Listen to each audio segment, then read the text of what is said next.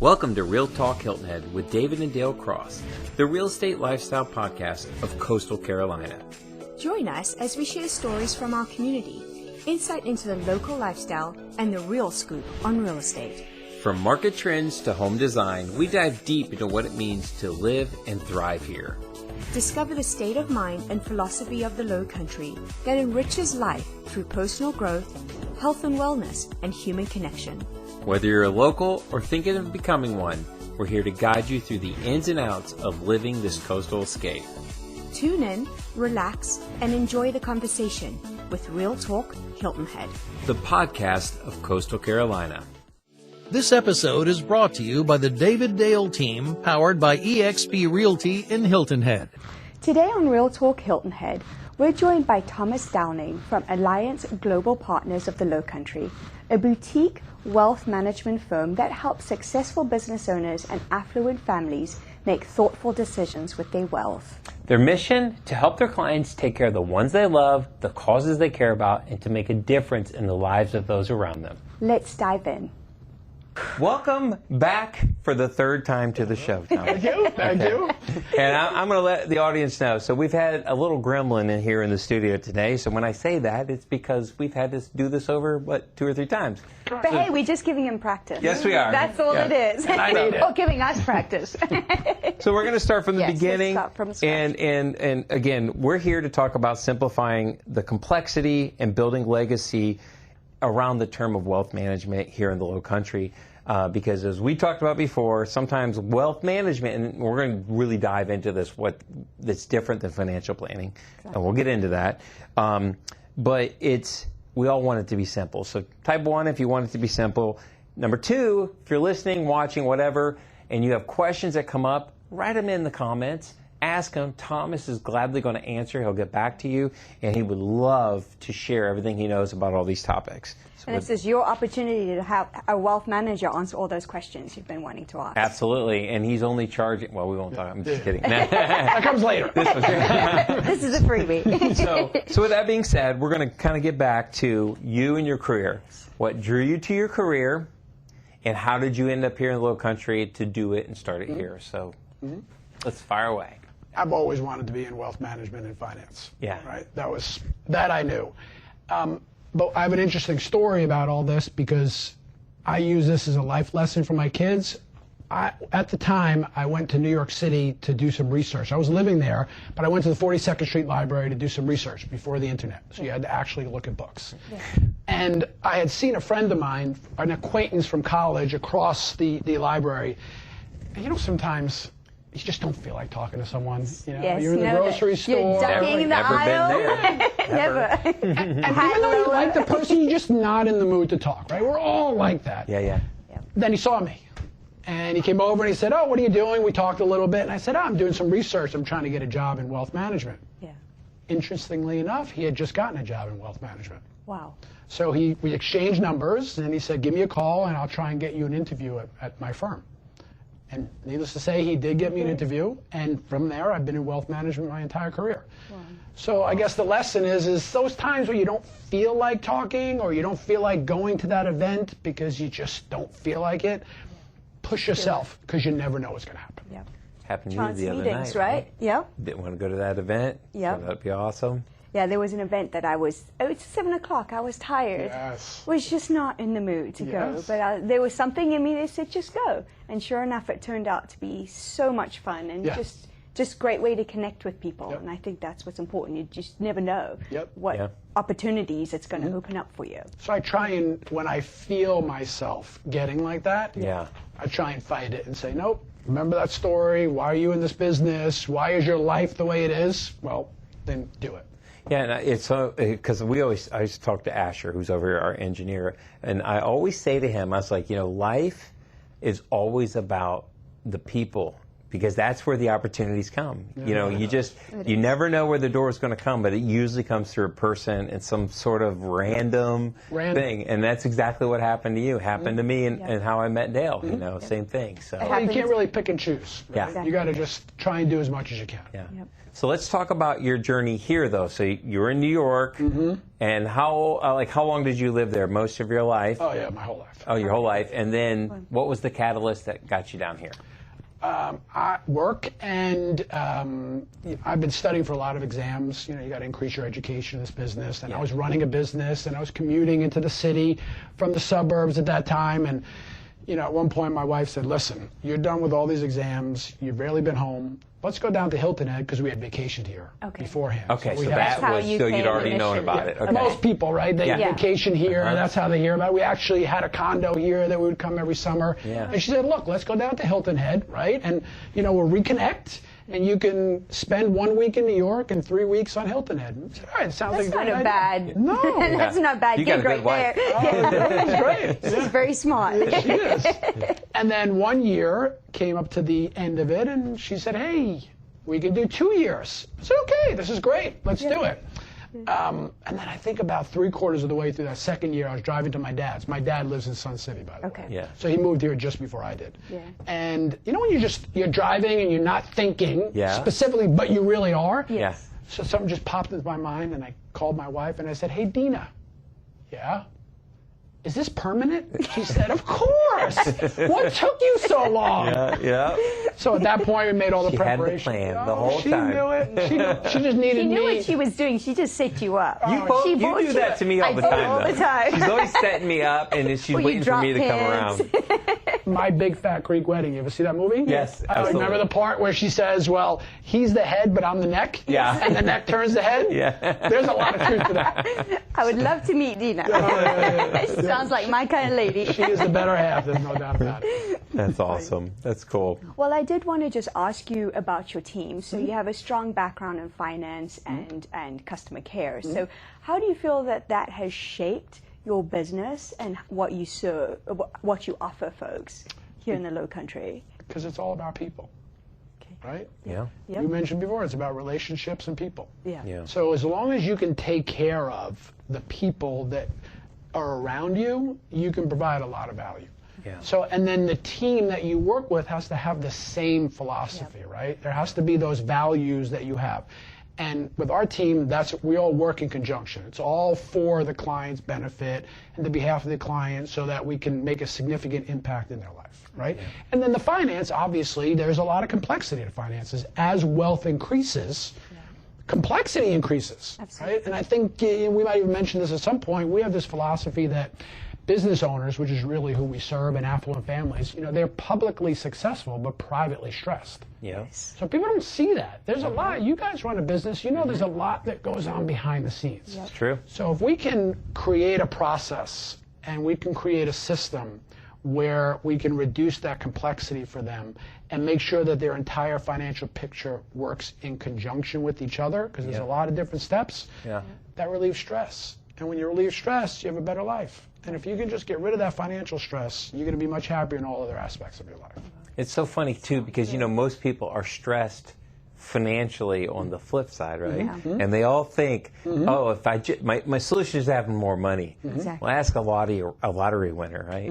Like, you know, they What have all happens? that money, and then they don't have any clue. Yes. And so all the stresses that come with it, and then they crumble. Yeah, no doubt. You know? No doubt. But if they had someone there to help them with it and guide it, that they trust and care, it would make the process a lot easier. And then that is where the stress would go away, and they can really live the life they want. Yeah. It is, because it is super complex with taxes and retirement and wealth. Well, and it's a very similar philosophy to us too. Is we've always felt like, you know, ultimately as you're in business, right? I mean, this is what you do for your career, but when you flip it on the head, instead of saying, "Hey, I'm trying to get something for me," which is what a customer, you know, client, you said, you know, no, I'm going to build an experience for that person, and I'm going to add value, as you said. Ultimately, you always get in the end what you're looking for, which is a good client, you know, a client for life. And I think aside from that, you get to add to them and see the change you make in their lives. I think that's what we love. I mean, people have been working their whole lives, the majority of people, to come down here, and then we get to be a part of their journey. Yeah, That's right. And that I think is more rewarding. I agree with you. You know, and to be able to look back over the years and say, wow, okay, you started here, but look where you're now. You are now, you know. We believe money is a result. Right? Yeah. It's a result. It's not the main part. It's the result. If you put in the work, if you create value and provide value, the rest will follow. Yeah. You don't start at the end, you start at the beginning. Yeah. Right? So going back to the experience, if you can provide that experience, if you can provide that value to the client, to that person who's there, the rest of it will all work out. Yeah, I agree. There's no doubt about it. Keeping the main thing, which is who you're serving. Yeah. So can I ask a quick question? So what are the top challenges you see for investors today, that they're facing today? I mean, so I'll answer that question. Investors is always about what's happening in the market, right? Is it too high, is it too low, and all that. But what we find is that there's a lot of stress or a lot of issues that business owners, because that's a lot of people who we serve, and what we find a big issue with them and challenge is succession planning. Okay. According to the Exit Planning Institute, 70 to 80% of the people, the business owners, small business owners that want to sell, wind up not selling. What is the reason behind that? Because they haven't put all the steps in place beforehand. So they get to a point where now they're ready to go. So let's say, and we'll just throw out any year, because it could be someone who's 60, 50, 80, whatever year it is that you want. They start shortly before that. And now they don't want to put all that extra effort because they're trying to get out at that point, right? So they want to leave, but they haven't put all the steps in place beforehand in order to make that valuable to someone else. So then they wind up just because then they can't find a buyer, and then they wind up just letting the business fade out. And we find that a shame, right? Because you've spent your entire life building that business, and just to see it fade out, you should be able to watch that legacy, right? Move on. And whether that's internally with family, whether that's externally, but we find that that's a big issue with business owners, is that they haven't put the succession planning in place. That's a great point. I honestly would never have thought of that. I think that's... Are you thinking about making a move to the Lowcountry? Whether you're searching for the perfect home, or you're exploring vibrant communities on the coast, or dreaming of a new lifestyle, we're here to help. Contact the David Dale team today, and let's make your dream a reality. So if you're a business owner, you don't have a succession plan, Alliance Global Partners will help you. Global Alliance. I'm sorry. Global I do it all the time, by the way. Just so you know. I am dyslexic. When we first did our journey home, David told everybody about Daleisms, and that would happen to be one, so I apologize. There's a lot of Thomisms, by the way. So No, I love it because one of my favorite authors is Stephen Covey, and he wrote a book, 7 Habits of Highly Effective People, and one of the number one habits was begin with the end in mind. That's no doubt. And I get it though. We get it. We're building. You're building. Everybody's building. So when you're in the middle of building, the last thing you're thinking about is, what am I going to do? You're thinking about how am I going to build this next stage? How do I get through the first 5 years? Usually, that's the big mountain you want to climb.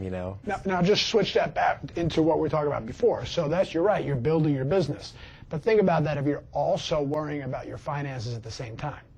So maybe if you get the stress of the finances out, you can also start paying attention to what's your next step in the business. Okay. So that was leading me into my next question. How do you reduce that stress for people? So, and we find what I just said, but also it's when people understand that there's a process and that there's a plan, they become less stressed. Right? Because then they understand. So we get people that come in. We ask a lot of questions when clients come in, or prospective clients, and they have a lot of questions for us. And then what we find out is and sometimes those are pretty direct questions, right? Which are great. We love that because we want them to get it out. But then over time they have a lot less questions because then they understand that the process is in place, that there's a strategy behind it. We find a lot of people that come to us over the years, they've built this wealth and they have something there and they've done this here and they've done that there, and they just don't feel as if it's all put in place. You run a business and you want all your departments to work together so that the business runs efficiently and effectively. That's a good Well, analogy. your finances are the same. Yeah. Right? Right. So you want to make sure that all parts of your financial picture are working together so that you feel less stressed. So that oftentimes will reduce the stress. When they understand that there's a process to it, that there's a plan, that there's a structure to it, that helps tremendously. And that they've got somebody with experience to help them do that. I think that half people probably don't start with wealth management because it is so overwhelming to get all those pieces organized. Have you ever read the book The E-Myth before? No. Oh, you never read No. that? Definitely It's a fantastic, I mean, Reader's Digest version. It just talks about the entrepreneurial myth and how typically most entrepreneurs are starting off with some sort of core function technical skill that you have, that you're really good at. Or you're You start passionate off about, doing it, you start getting clients, and then you're doing this technical thing. And very few people sit in the vision stage. That's the entrepreneur. Like, what is this going to look like? Yeah. What am I trying to build? And then even fewer get into the management stage, which is the process, systems, everything you're talking about. They just get stuck in technical and the grind, and because they're producing the money. So you're actually basically really helping them be better entrepreneurs and be better business owners, because you're helping them in those two core areas that the vast majority fail in. That's the gist of the book. Yeah, and that's great. I'm going to read that book because I'd be interested in that. But it is about reducing some of the other, because look, as a business owner, you also have a family you're trying to take care of. You're trying to run your business. You have friends. You have a lot of things to do. If you can reduce some of those that you are thinking about all the time, it allows more. Look, I have a small amount of brain capacity, right? And the more I put in, the more comes out, right? And I'm sure a lot of people like that. So I want to make sure that some of that stuff they can let out so they can let the other stuff in. Yeah.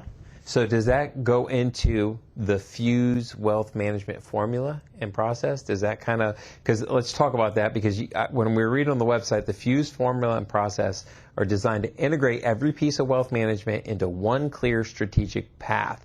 So let's talk about that formula and how it differs from, say, is this something that's unique? Did you develop this? It is unique. You won't see many advisors that do this. Okay. And we've done a lot of research. I've been in this business 30 plus years, right? Yeah. So I've talked to a lot of clients. We know what their biggest concerns are, and they come up with the 5 biggest concerns. Number 1 is making good decisions with their money, right? That's what they want to do. Yeah. The second one is minimizing taxes, wealth transfer, wealth protection, charitable giving. So we put this together into what we call the wealth management formula, because we find that the finance industry, in my opinion, has done a horrible job in explaining what wealth managers, financial advisors, investment advisors, there's so many different names out there. They've done a horrible job at explaining what they do. And then oftentimes the advisor themselves don't fully understand it. So we've created what we call the wealth management formula, right? So it's wealth management is investment consulting, plus advanced planning, plus relationship management, right? The investment consulting is the number 1 concern. So that's why people often will go to a wealth manager. They want their investments managed, right? So that's the investment planning, that's the retirement planning, that's education planning, cash flow, all of that, right? So that's number 1. But then it's gone beyond that at this point. You can't, in our opinion, you can't just do that, because the complexity and integration in the finances, especially as wealth increases, it's gotten more complex. So the next part is wealth enhancement. Right? Okay. Wealth enhancement is minimizing taxes. Yeah. It's about how much you keep. That's what I was about to say. It's 100%. about what you keep in your pocket. It's funny because you Or don't your bank. realize it, and it's everywhere. Like the tax bleed hits you all over the place. Yeah.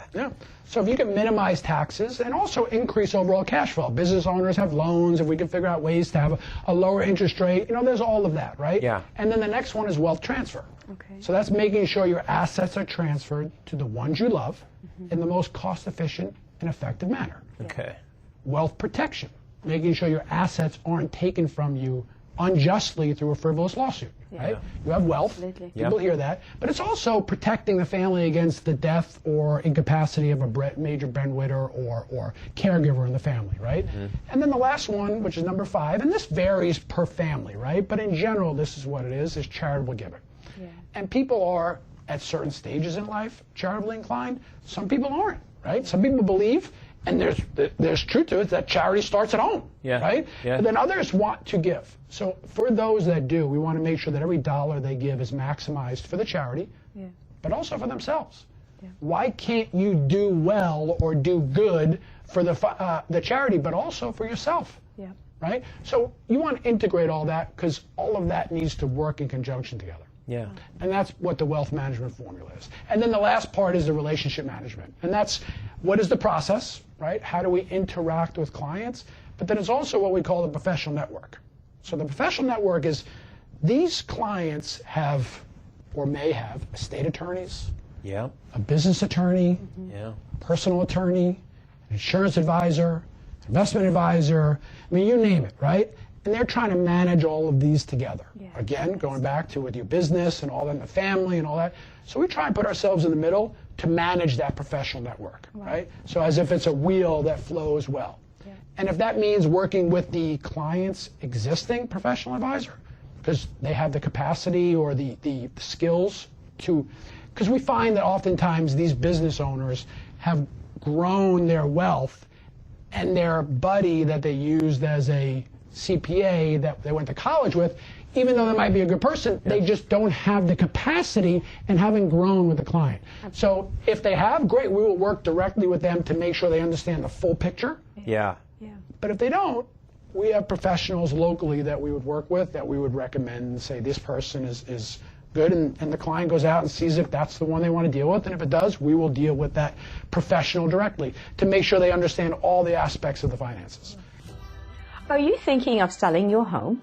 With our exclusive Elevate package, we combine over 50 years of experience, cutting-edge data analytics, our unique marketing strategies, and our extensive network to help your home rise above the rest, while maximizing your sales price and minimizing the time on the market. So contact the David Dale team today to learn more.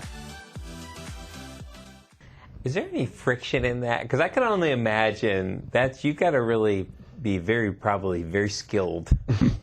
You know what I mean? Because we actually just had a client in Sun City, and as a matter of fact, they sold their business. They had a very large business they sold, and but their CPA, who had been with them for years, was the intermediary who basically handled everything.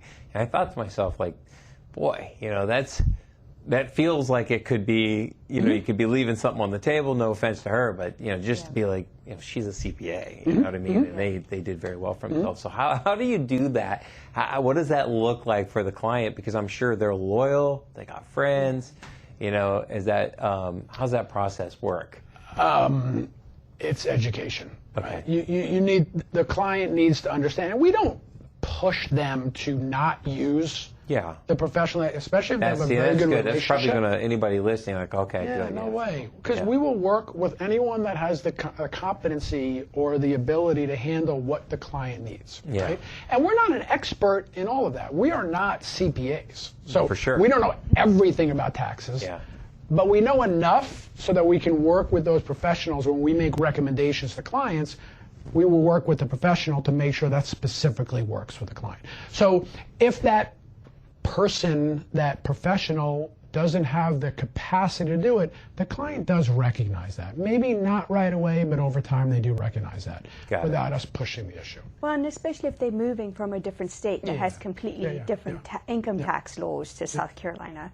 That's important to be able to move and know that. What we also find, by the way, is that the professional has the capacity and the ability, but they've never really interacted with the client about these specific things, so that's why they've never come up. Not because the CPA or the estate attorney doesn't know it. They just haven't had their lane. They just haven't had that ability or conversation, and it's not always the professional's fault. Sometimes it's the client. I mean, we don't always tell all the professionals we deal with because we might not realize that something's important. So it's our job to make sure that information is relayed, and oftentimes they have the ability to handle it. See, what I'm hearing when you talk about how I envision this is it's sort of bringing a cohesive, congruent philosophy, strategy to. It's like having multiple business units in a corporation, but you're all pulling understanding with the global philosophy of this entity, which is this person's family wealth, all that, and it's getting everybody on board so on that the same page. Yeah, everybody, and that's you're sort of quarterbacking that, if you will, and being the visionary behind it. Would you say, is that a pretty accurate? Yeah, listen, why do you think we deal with business owners? Because the way we run our business Yeah. is the same philosophy. We want to Yeah. make sure that within our office and offices that the culture is there. Yeah.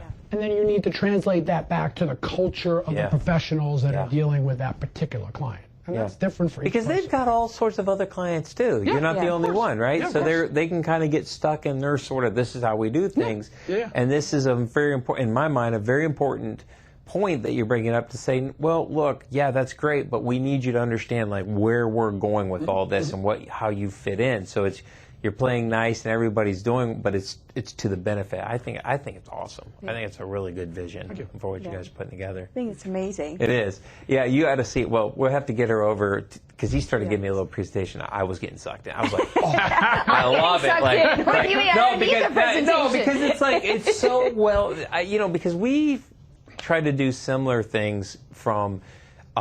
Real estate, mortgage, all that, because we understand there's so many insurance, so many things that touch our lives in this piece. And we've even developed a little boutique sort of thing where we try to say, hey, look, it's not just buying a house, but you have all these other things you got to think about. So yours is on a much grander scale, but as we were going through it, I was like, oh, this is like so good, Well, I mean, what would you say resonates the most with your clients when they go through the process? Yeah. That there is actually a process there. Because they're so used to it being a bit haphazard, right? Yeah. Where they've done this piece or that piece, and the idea that it does all work together. Yeah. And when And it works, can work together. and then it's more efficient and more effective. Yeah. And I think that's probably, if you want to talk about an aha moment, it's that aha moment where they feel as if what they were doing was okay, right? Yeah. No, it's okay. Yeah. Yeah. But there could be better than okay, Yeah. right? Yeah. But they don't know that until they actually see it. How many times something happens or someone says something, you go, oh, that's interesting. I knew it, but for some reason it clicks more now. Yes. And in some ways, it's one of those moments where they've heard that it does integrate. They don't really know how, but when you can put it in a process and you can explain it in a manner that is understandable and not financial jargon and all that, Right. there's that aha moment. Yeah. Great. And then There's so much value in that too, because we keep talking about wealth and all the material side of things, but the older I get, the farther down the journey, I've come to realize the most precious thing in life is peace. Yes. It is that sense of peace and tranquility within your soul because you've worked so hard. And the last thing you need to be doing is stressing, especially when you're here. Exactly. Like, this You is not shouldn't be stressing when you're here. If you're stressing here, you've So got you don't have to problems. stress. You need to Yeah. call Why we Thomas. move here, right? we have a philosophy, and it's simple and elegant, right? Yeah. We want to make your financial like life simple and elegant. Oh, Simple you and need- elegant. I You like need to that. trademark that. Hey, if you want your life to be simple and Elegant. elegant, type 1 in the comments. And also, let me ask you a question out there. If you are listening or watching, do you currently have an integrated plan or one that's sort of Segmented. segmented and pull apart? And we'd love to know about that. And get your philosophy on that. You want to dive into? Yeah, well, let's talk a little bit about advanced planning. Yeah, because we want to talk about that in a little more detail because you talk about, and here's the areas. We're talking tax strategies, wealth transfer, protection, charitable giving, preservation. The 5 You pillars. sort of broke them down. What areas surprises the clients the most on the impact in these areas? Which one do you think kind of jumps out and says, whoa, Yeah. that one? Because every client is different, right? Yeah. There is no one, and I'm going to go back to the same answer I gave before in the sense that it's the idea that they're all there, right? Because everyone knows that you want to make sure that your assets are transferred to the ones you love and cost of it. But when they realize that there's a way to do it and a process to do it, and that it could be even more effective if you combine it with another part of your finances, that's probably more. There's no one particular, because some people come in and they want to just save on taxes. That is their focus. Yeah. Some people are very worried about transferring their wealth, right? They want to make sure because they have dealt with something in their life where someone's passed and the complexity of dealing with that was overwhelming, and they don't want that to happen for their family. Right? Got it. So it really varies per person, and also they want to make sure that their assets are protected. Right? They don't realize that those could be taken pretty easily. So anyway, all of that, and some people are just more charitably inclined. and they want to make sure that's done well. So I think it's the idea that all of that is out there and that it's explained in a way is really the more of the... So for people to relocate here, because we get a lot of relocation, is that, does it matter by the state you live in that everything's set up, or is this sort of transcend, it's all federal? Like, hey, if you're state always makes a difference, right? So without getting into specific details, I'm not in a state attorney. I got you, yeah. But to give an example to answer your question, you want to make sure if you're living in South Carolina that your estate plan and your trust is according to South Carolina rules. No. So the answer to your question is there are state rules, and that's just with the estate planning. There's a lot of federal stuff. But the idea is you want to get that local feel. Okay. So if they've moved and they haven't done it, and they're here and you're listening, you're in South Carolina, this is something you got to think about. You should start thinking about it. We find that anywhere between the second to third year is when clients decide, because maybe they're not so sure that they're going to stay. Yeah. Because it's a new, I'm not 100% sure of the reason, but we're just throwing that out. Yeah. But then after 2 to 3 years, you know you're going to love the place. Yeah. All right, this is it. And I guess I'm an example, right? After the second year, Yeah. So, and then I made all the plans to make sure everything was set up down here. And I think that's probably, Is Dad still in Sun City? He is. Oh, awesome. My theory, everyone's having too much fun those first couple years. Yeah. Yeah, that's true. It is. They don't want to think about that stuff. Yeah. I'm just Then you're like, I got to deal with it. I don't want to think about finances. That's the last thing I want to think about. You think I want to ruin my day? Don't want to talk to a guy about finances? Yeah. On the Stick beat. me with a pin. Right? Exactly. I know. It's true. You're right. So do you find people are more charitable? I mean, I know it's kind of a broad question, but do most people like to set up the charities and leave a legacy? I do believe, and we do find that our clients want to leave a legacy. Yeah. That legacy could be just internally within the family. Yeah. Right? Some of that is outside. So we find in general, I can't say that they are more charitably inclined lately, but locally, people are charitably inclined in one way or another. That doesn't mean you have to be giving $10 million to a charity. You could be giving small amounts here and there. But they are very charitably inclined. They want to help the community. It's a community atmosphere, as we know, right? And that's what we all love about it. Yeah. And they want to make sure that community is still thriving. And so they always, and sometimes that's not just financially they give back. They give back in other ways by being on boards or working with the town or volunteering. So we just find locally, and we get the same thing in New York, but locally we find that people want to help the community in whatever way they can. Yeah. And I ask that specifically because I feel we've been in Charlotte, we've been in Columbus. I've never felt such a community as we have here, and obviously it's smaller, but there seems to be more of this heart to give back. Oh, no doubt. It's one of the things we love about the Lowcountry, and we tell people about all the time. There's plenty of ways to give back to the community if you want to. Exactly. Not just financial. Correct. Yeah. There's volunteering is a great way to give back to the community, and people do all that. the time. I mean, even like turtle patrol, stuff like that. Yeah. I mean, something as simple as that.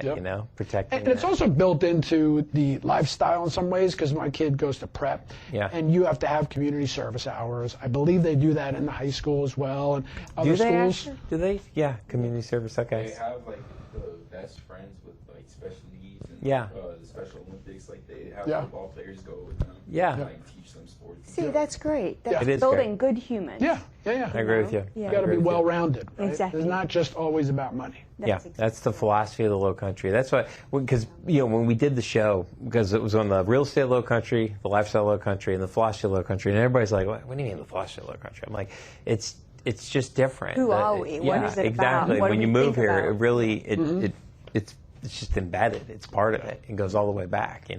Yeah. So very much here. So did you want to ask something about? He already talked about some of this. I asked about charity.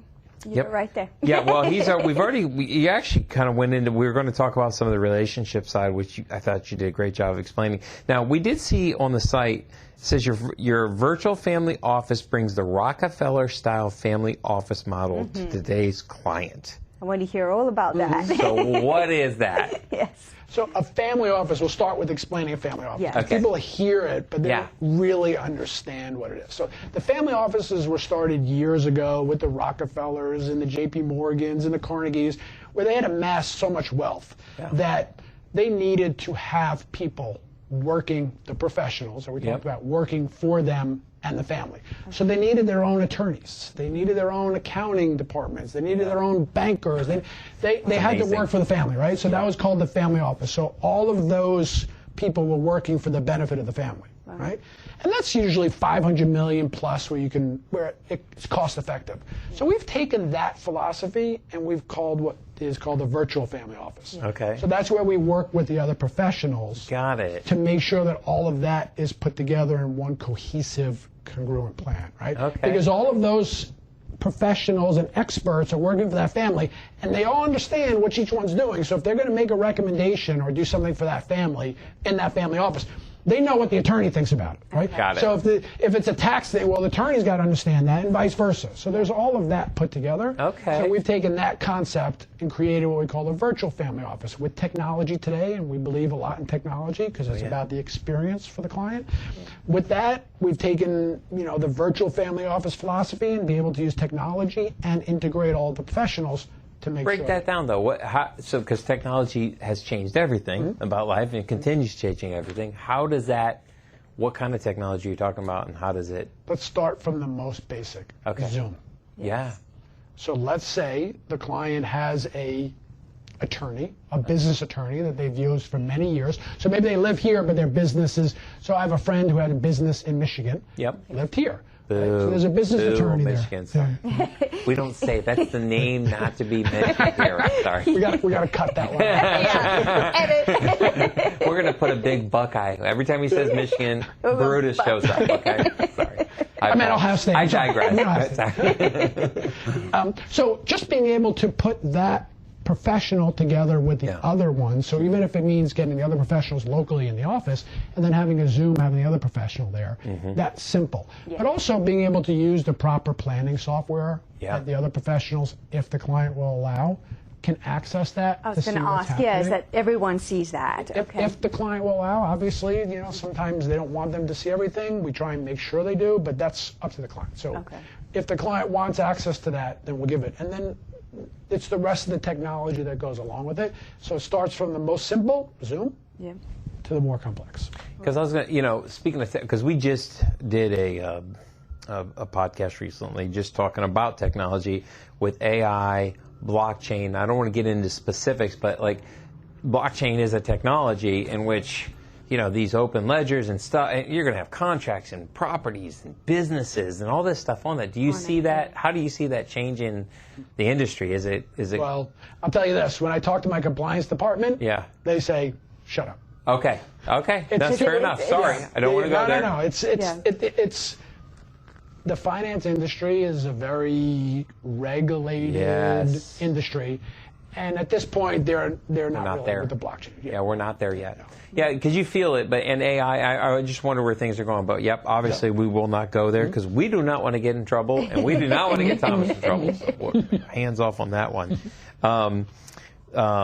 What were you going to say? I think you've kind of answered this, but I'm going to ask you, can you share how clients respond once they see everything when it comes together? Obviously, we talked about reducing some stress. Success stories. Yeah. Do you have any success stories to share with us? Yeah, there's a recent client that we just brought on board who asked a lot of questions and felt very stressed, right, on all that situation. Yeah.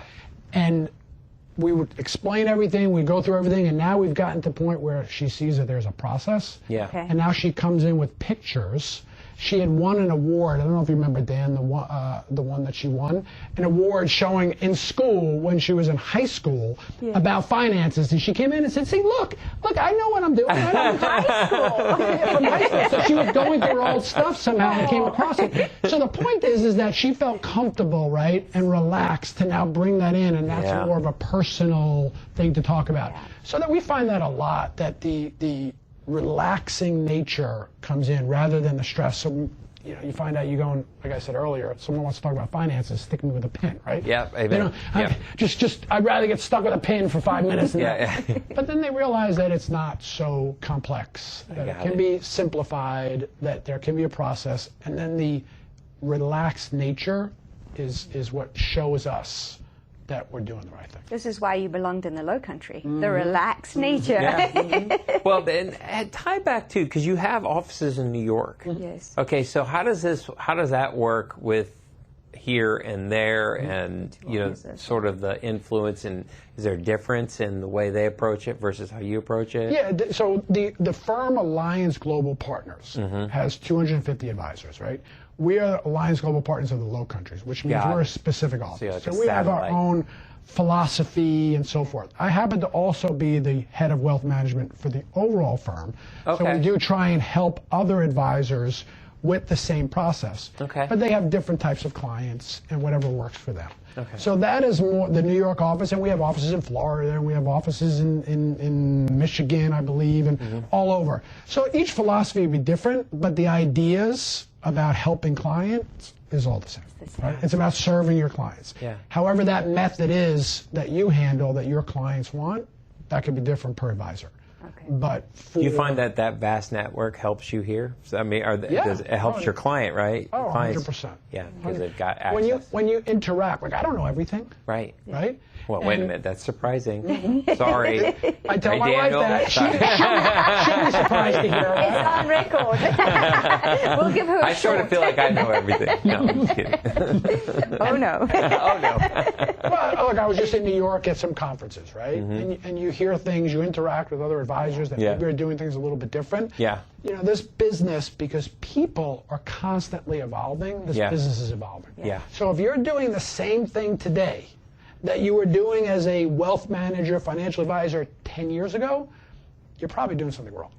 We feel the same way about real estate. I was just going to say, it's exactly the same. And unfortunately, you don't have that. I mean, you have a lot of people that are still approaching real estate like it's 1990. You know, might as well put on the old gold jacket of Century 21. No offense, but yeah, I feel like that applies across the board. Like if it's all moving so fast that you do have to. You've got to keep up with that. Yeah. And if you're not, then maybe you could survive for a while, but you're not going to thrive, right? And what we're looking to do is build a practice. We want to, eventually have an office in Bluffton and have other offices all around the Lowcountry, and we want to build an enterprise where clients can benefit from that because we'll have clients that do certain things that can help other clients. We want to create that community so that just like we're living in a community, we want our client base to be a community as well. You know what's interesting, too? Because I almost feel like you are uniquely positioned, because I don't know what it is, but it seems to me like in the Lowcountry, it's like because we don't have big industry, we're not Charlotte, there's not major corporate, so many business owners. Like everybody owns a business. It's crazy. I mean, would you say it? I agree. And why we love that is because we're business owners as well. Right? Exactly. And we understand what they're going through. We understand the stresses and all that stuff. But yes, that's why we have been known to help business owners. Yeah, there it is. So all you Bluffton folks, all you Hilton Head, all you low country folks, give these guys a call. You need help, right?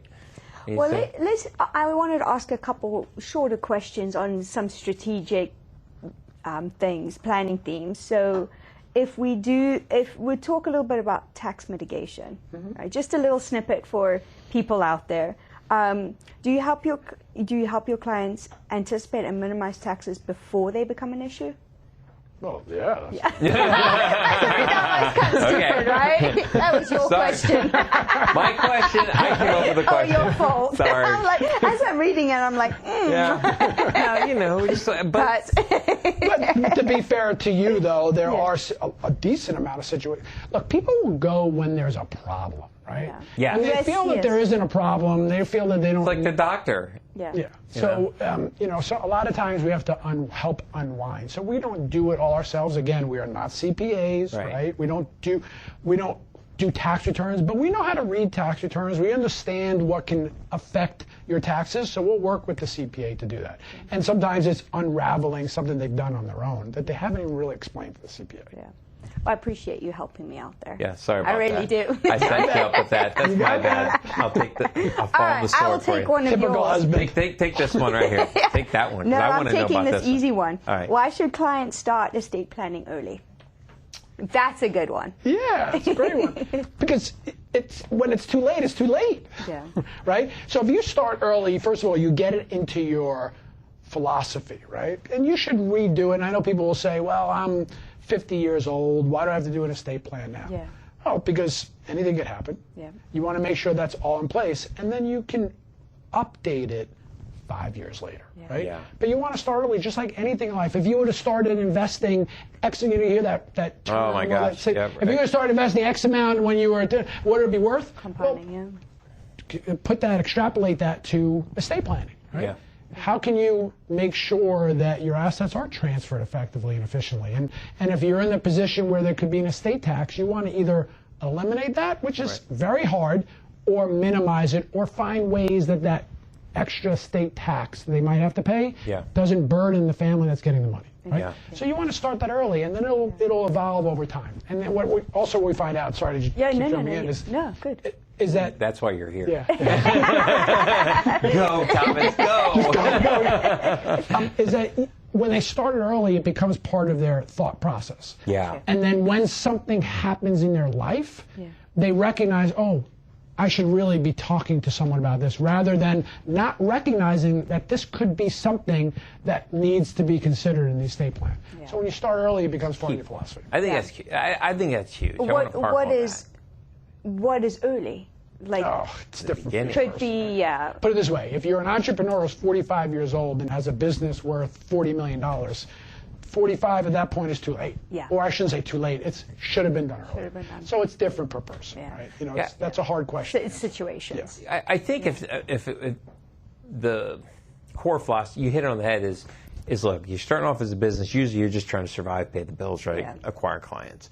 But what I hear you saying is, it's in your mindset, like, hey, if I'm going to start a business, you're starting a business because you want to be successful. You may not believe you're going to be successful, but you want to be. Mm-hmm. So if you want to be successful, then you have to say, all right, well, there's going to be some trigger or some moment where I need to make sure that I'm at least getting the basics in place, and it has to be at the forefront. That's what you're essentially saying. Definitely. Is at the very beginning, know that these are going to be issues, and if I'm going to be successful, I need to do it now. Yeah. You know, and then recognize if something occurs. So let's say they want to sell their business in 5 years. Yeah. Well, maybe that's a conversation to have with your wealth manager, estate advisor, whoever it may be, because there might be ways to do that, which is a more effective way than just 5 years from now just selling the business. Right.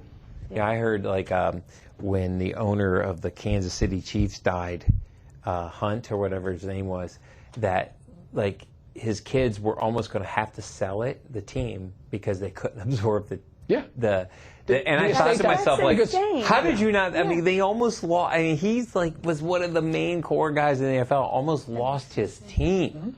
Mm-hmm. Because of he didn't have a Thomas Dowling. That's because why. It's an illiquid asset. He wasn't around 1969. A little bit later. Just saying. So I saw this phrase. I don't know where it came from, but elaborate on the term professional trustee services, and what are those? To be a trustee, and again, without getting into specific details. Yeah. To be a trustee, there's responsibilities. Okay. And the person who's taking those responsibilities needs to understand what needs to be done. And sometimes it's better to hire a bank or a separate person who's not related to the family. Okay. So it's an entity. Or is it a person in the entity? Both. Okay, it's both. It's usually an entity that employs people. I got it. Okay. To do that. And so they do that on behalf of the family, so you're not having a mom, dad, whoever it was. Yeah. Okay. And it's usually, if you're at a much higher wealth status, you would do that because the assets are much more complex, and you might want someone else handling that. Plus, you don't want the greedy Uncle Joe. No offense. And they pop up. Yeah, they do, out of the woodworks. Right. And I'm actually going to go back to your estate planning question, right? I just recently had a friend of mine who passed away, right? And he had done his stuff, right? He had trust, and he's not a client, he's just a friend. Mm-hmm. He set up his trust, he had all that stuff put together. And then he was going through a divorce, and it was almost done. And the one thing he didn't change was the executor of his will. Oh no. So, and by the way, it was a very contentious And it was the ex. It's the ex. Oh no. So now the sister, who's the one on the trust and is named on a lot of other things, has to deal with the ex because she's the executor of the estate, and there's things within there that she deals with. So now they have to try and work together, which, by the way, is not going to happen. Not going to work. So he tried, and this is, I guess you can say, doing it early or just making sure you know. He didn't think about that. Yeah. He didn't think about it. He made sure that the trust was changed. He made sure that the insurance policies, the right beneficiaries, he did all that. But he didn't change the executor of the estate. That's crazy. Yeah. Yeah. That's why you need a team. Yeah. Yeah, no doubt. A virtual office, team office. Now, if he would have mentioned to me, I would have said, hey, you got to do this. Family office. That's exactly right. Exactly right.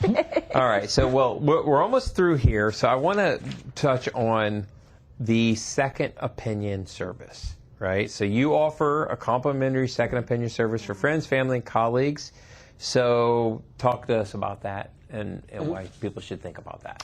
We've found, especially during COVID, we're getting a lot of questions from clients. Okay. Whether their family member or friend was being taken care of properly, right? And we decided to offer this complimentary second opinion service for the people they care about. So what we essentially do is it's similar to the process that we do with a new client that comes on board, is we have our initial call where we ask them questions to make sure that we can help them. Okay. Right? And if we can, then we do a discovery meeting, so we ask them a lot of questions. And then the next meeting would be giving them solutions to some of those gaps that we see. Right? And sometimes, by the way, in that complimentary service, they're in great shape. Yeah.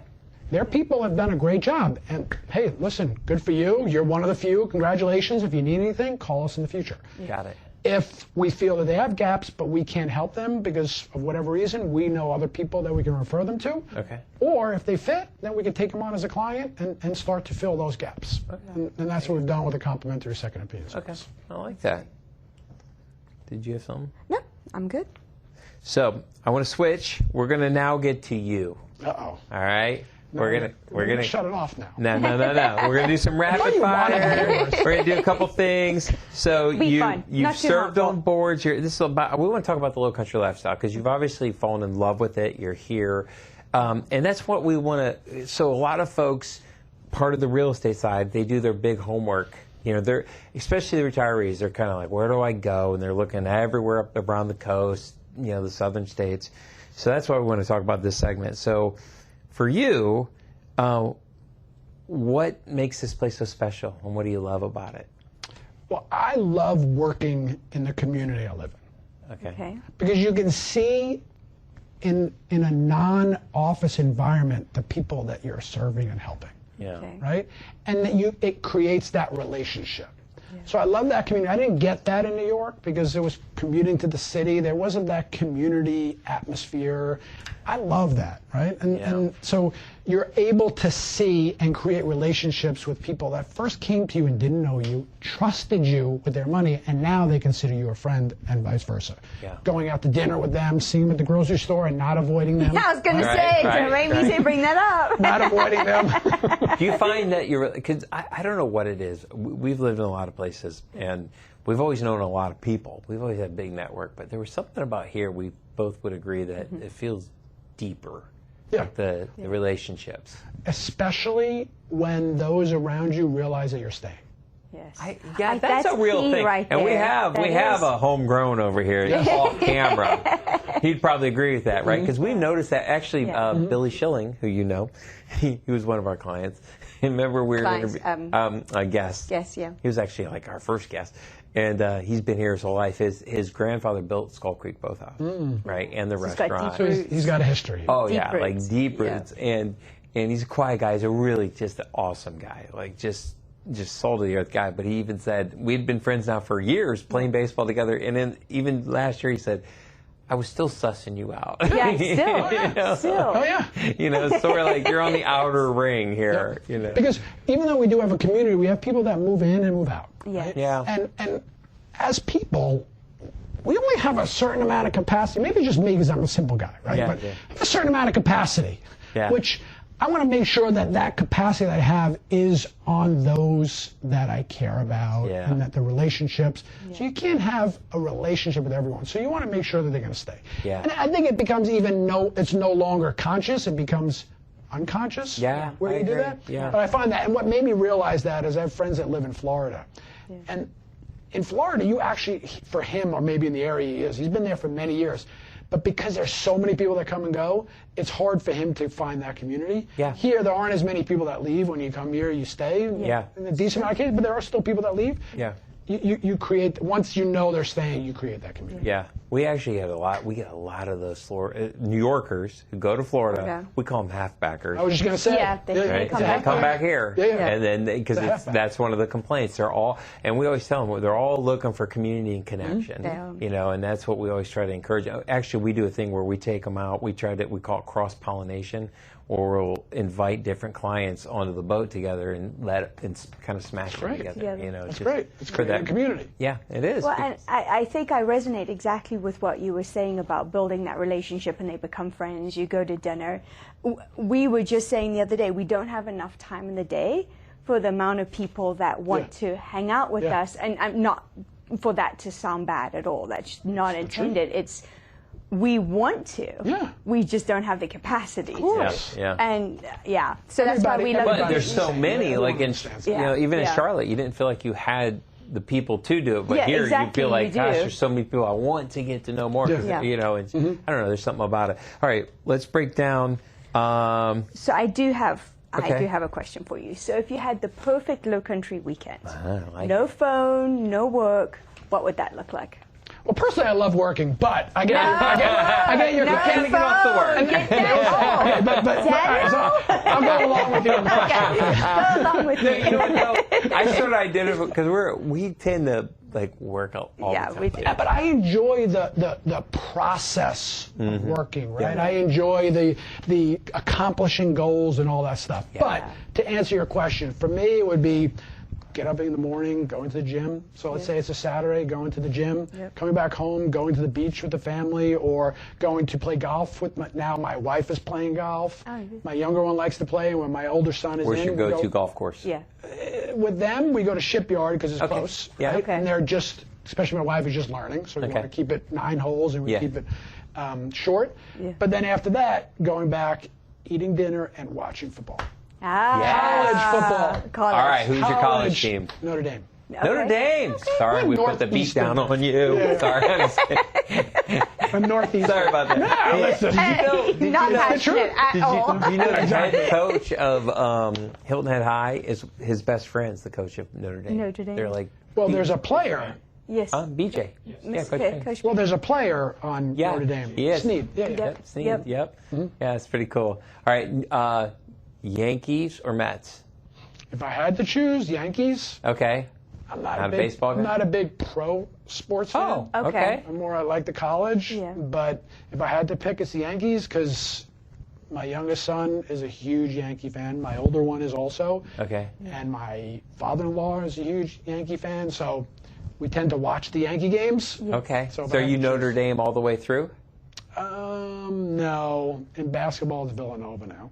My Villanova. son goes to Villanova. Oh, okay. Okay. I remember when Raleigh Massimino was there, and they were super good. Remember those? You probably are much younger. Yeah. So. I'm much, but a little bit. Are they good? They are not. Okay. Because they lost their coach. He left. Yeah. And they had a new coach who they just fired. So the new, he was there for 3 years. They fired him. Now they got the coach from Maryland. Okay. So there is more excitement again about the basketball program.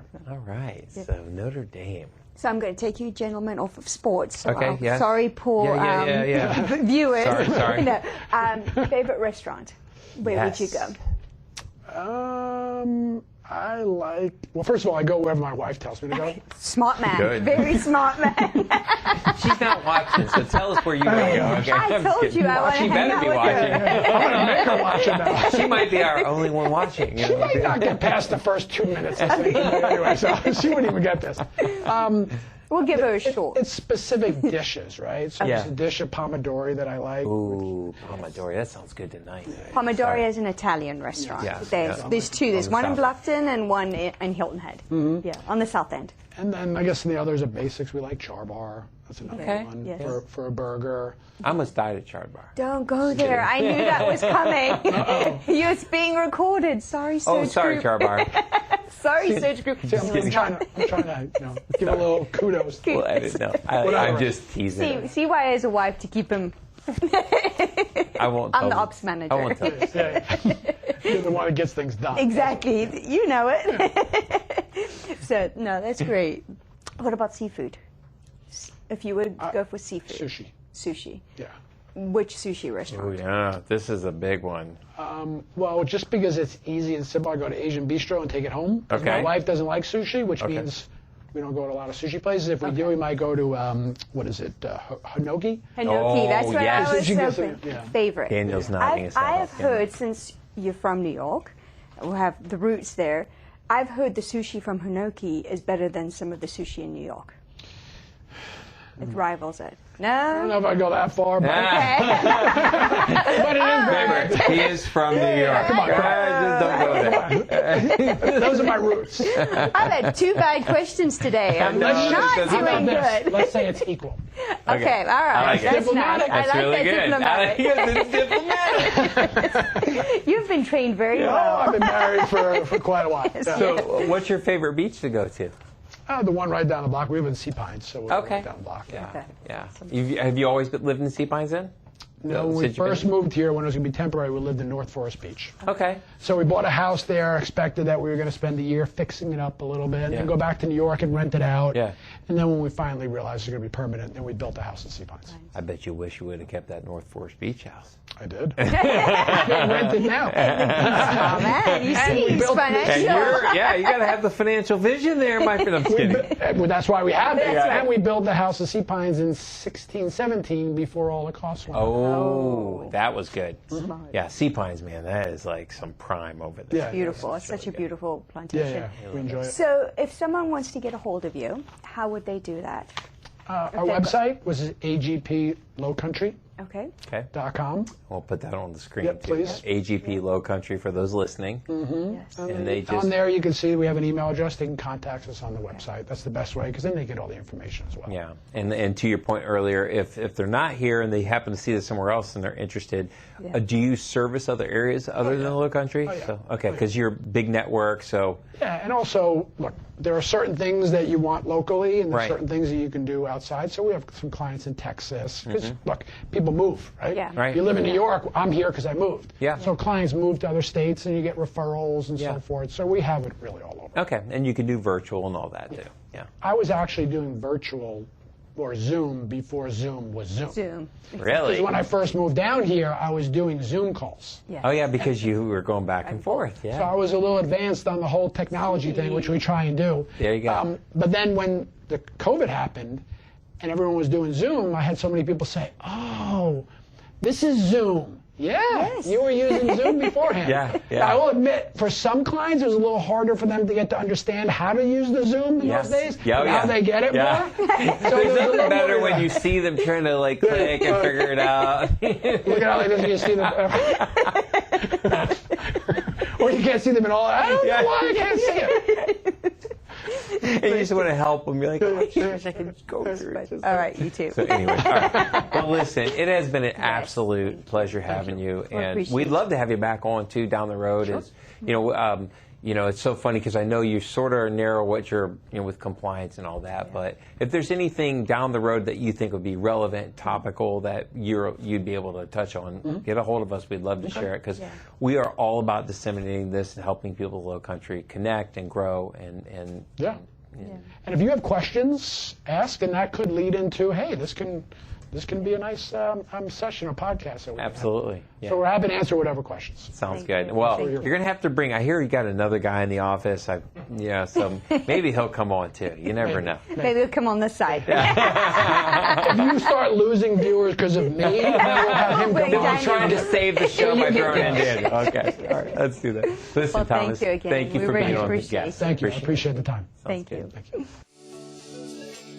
Don't forget to follow, like, share, and subscribe to Real Talk Hilton Head and leave us a review to help others discover the Lowcountry lifestyle.